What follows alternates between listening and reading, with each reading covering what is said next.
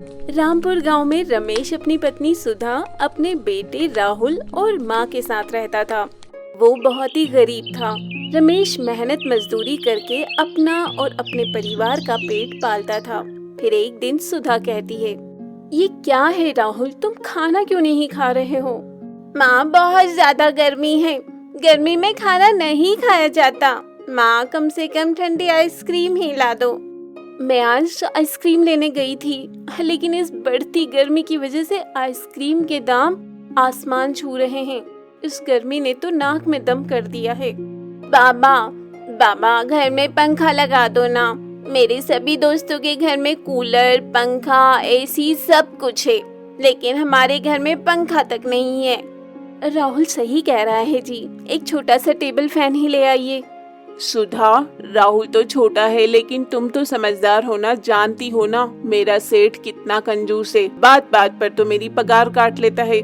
जितनी तनख्वाह मिलती है उतने में घर का गुजारा चलाना भी मुश्किल है। तुम्हें एक 1500 रुपए का पंखा कैसे लेकर आऊंगा?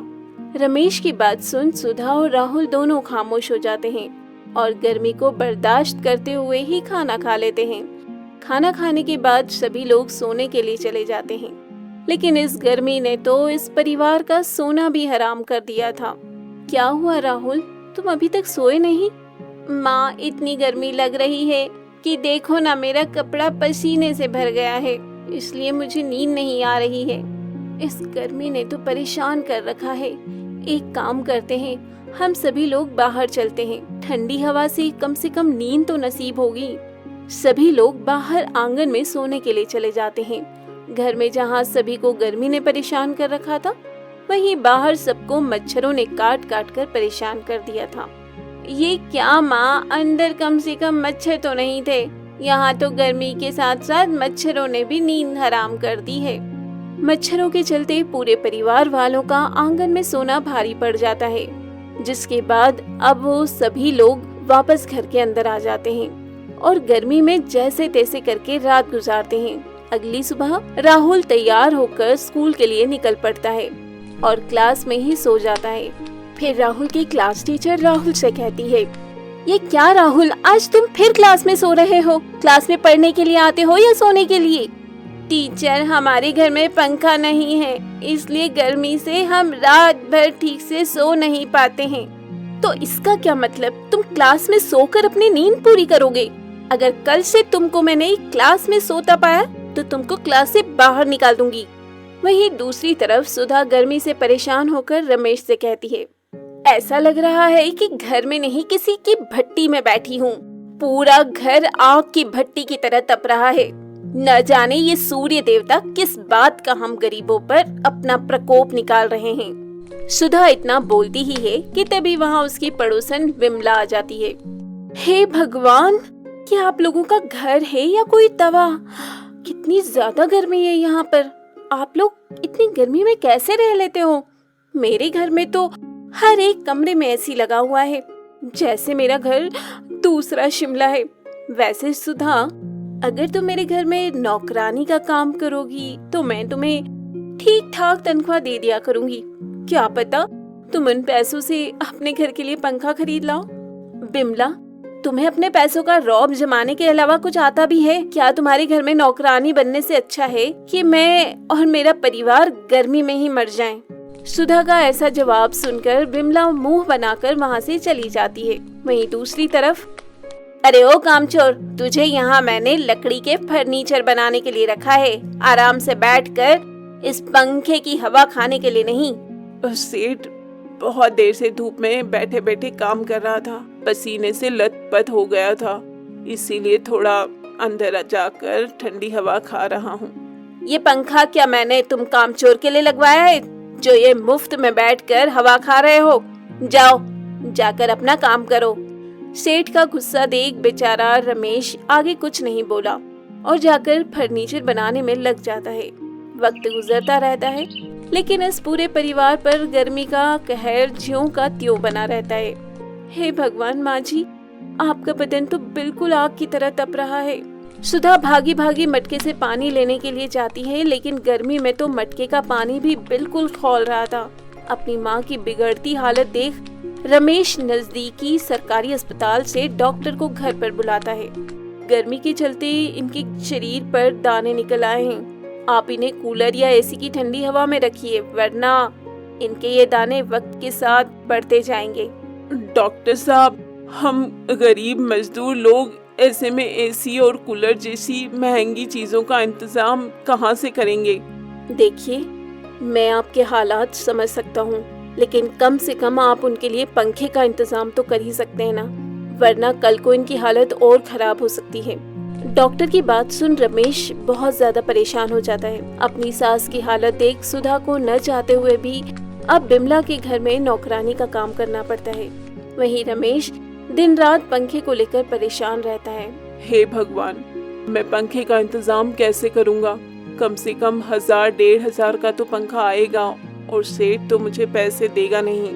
ये सोचते हुए रमेश लकड़ी का सोफा बना रहा होता है कि तभी उस लकड़ी के सोफे को देख रमेश के मन में ख्याल आता है, मैं पंखा खरीद नहीं सकता तो क्या हुआ, बना तो सकता हूँ। मैं लकड़ी का पंखा बनाऊंगा और कबाड़ी वाले की दुकान से सस्ते दामों में मोटर खरीद कर उसमें लगा दूंगा। ज्यादा नहीं, थोड़े दिन तो लकड़ी का पंखा चलेगा ही ना। रमेश अपनी कुल्हाड़ी उठाता है और पास वाले जंगल से ही अपनी लकड़ी का पंखा बनाने निकल जाता है। सारा जंगल ढूंढ लिया, लेकिन कोई भी लकड़ी मुझे ढंग की नहीं मिली। सारी की सारी लकड़ियां बेकार है। रमेश इतना बोल ही रहा होता है कि तभी उसकी नजर एक बड़े से पेड़ पर जाती है, जो देखने में बहुत बड़ा, सुंदर और उसकी लकड़ियां काफी ज्यादा मजबूत होती है। ये पेड़ पंखा बनाने के लिए बिल्कुल सही है। रमेश कुल्हाड़ी उठाकर जैसे ही उस पेड़ को काटने जाता है कि तभी उस पेड़ के अंदर से आवाज आती है, रुको, मुझे मत काटो। ये क्या? ये पेड़ तो बोल सकता है, क्योंकि मैं इस वन का राजा हूँ और मेरे पास कई जादुई शक्तियाँ हैं। मैं तुम्हारी अपनी जादुई शक्तियों से मदद कर सकता हूँ। बताओ तुम्हें क्या चाहिए? मुझे आपसे कुछ ज्यादा नहीं, बस एक पंखा चाहिए। अगर मैं जल्द से जल्द अपने घर का पंखा नहीं लेकर गया तो मेरी माँ की हालत और खराब हो जाएगी। बस इतनी सी बात। इतना कहते ही वो पेड़ अपनी जादुई शक्तियों से रमेश को कुछ लकड़ियाँ देता है। ये लो, ये जादुई लकड़ियाँ हैं। इस जादुई लकड़ी से जब तुम पंखा बनाकर अपने घर में लगाओगे तो इसकी हवा किसी एसी कूलर से ज्यादा ठंडी होगी और ये जादुई लकड़ी का पंखा तुम्हारी किस्मत भी बदल देगा। रमेश जादुई लकड़ियों को घर लेकर आता है और उससे कुछ घंटे में एक लकड़ी का पंखा तैयार कर लेता है और उसे छत पर टांग देता है।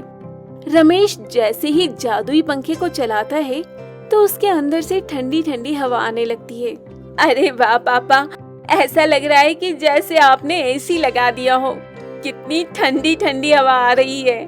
तभी उस जादुई लकड़ी के पंखे की एक पंखुड़ी के अंदर से सोने के सिक्के, एक पंखुड़ी के अंदर से चांदी के सिक्के और एक पंखुड़ी के अंदर से नोट गिरने लगते हैं, जिसे देख वो सभी लोग हैरान हो जाते हैं।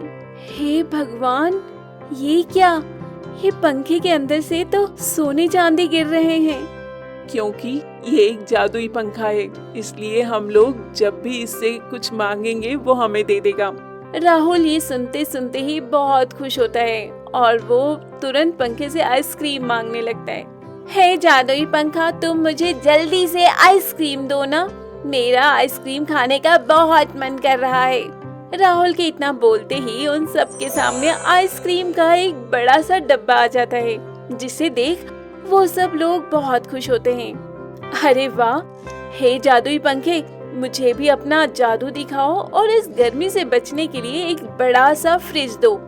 सुधा के इतना बोलते ही एक बड़ा सा फ्रिज हाजिर हो जाता है, जिसे देख सुधा बहुत ज्यादा खुश होती है और अब सब बारी बारी जादुई पंखे से कभी ठंडा शरबत, तो कभी नए कपड़े, तो कभी आइसक्रीम मांग रहे होते हैं। अब मुझे यकीन हो गया कि भगवान के घर देर है अंधेर नहीं। लेकिन अब भगवान ने इस गर्मी से छुटकारा दिलाने के साथ साथ हमारी जिंदगी को भी बदल कर रख दिया है। वो तो है जी, लेकिन एक गरीब की मजबूरी तो एक दूसरा गरीब ही समझ सकता है। हमारे गांव में ऐसे कई घर हैं जहाँ पर पंखा नहीं है, और इस गर्मी में बिना पंखे की जिंदगी कैसे गुजरती है ये तो हम भली भांति जानते हैं। मैं सोच रही थी जैसे उस जादुई लकड़ी से आपने हमारे लिए जादुई पंखा बनाया है, वैसे ही आप उन लोगों के लिए भी जादुई पंखा बनाएं और उनकी मदद कीजिए। भगवान ने हमारी मदद की है और हमें दूसरों की मदद के काबिल भी बनाया है। सुधा, तुमने तो मुझे बहुत अच्छी तरकीब बताई है। रमेश वापस उस वन देवता के पेड़ के पास जाता है और उससे ढेर सारी जादुई लकड़ी मांगता है, और अब रमेश उन लकड़ियों से काफी सारे जादुई पंखे बनाता है और एक छोटी सी दुकान खोलकर लोगों को बेचना शुरू कर देता है। रमेश गरीब लोगों को मुफ्त में कुछ जादुई पंखे देता है, जिसकी मदद से अब उन गरीब लोगों के काफी ज्यादा मदद होती है। रमेश अब अपने परिवार और उस जादुई पंखे के साथ खुशी खुशी अपनी जिंदगी जीता है।